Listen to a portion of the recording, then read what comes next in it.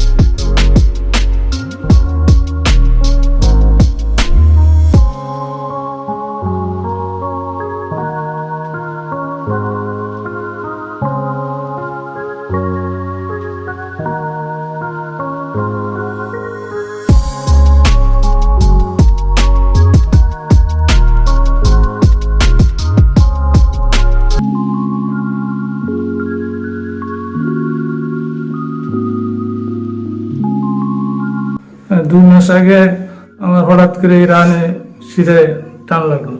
টান লাগে নাই, এমনি ব্যথা হচ্ছিল আর কি। ব্যথা হচ্ছিল, ডাক্তারের কাছে গেলাম, আব্দুল্লাহ মামুনের কাছে। সে এক্স-রে করলো, তারপরে পরীক্ষা নিরীক্ষা করলো আর কি। করার পরে বললাম যে কি হয়েছে, তো বললো যে নার্ভে সমস্যা। এরপরে আসলাম আব্দুল সালামের কাছে। সালামের কাছে এসে তো বললাম যে এই অবস্থা। তখন উনি এমআরআই করাইলো। কত আগে সমস্যা?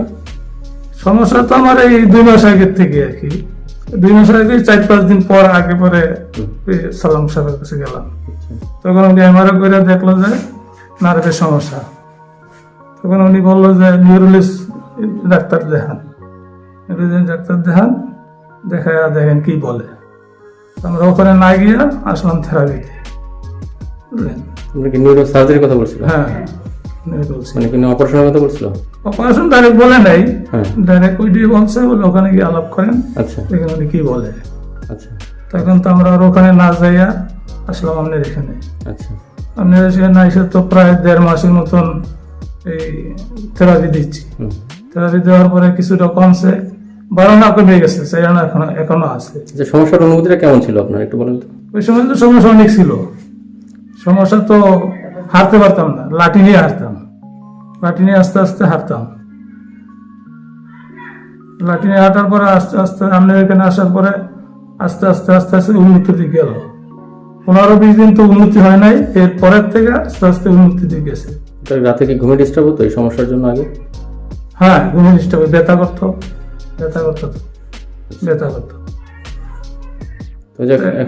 এখন হাঁটতে গেলে সমস্যা আছে, এই যে টাইনে হাঁটতে হয়।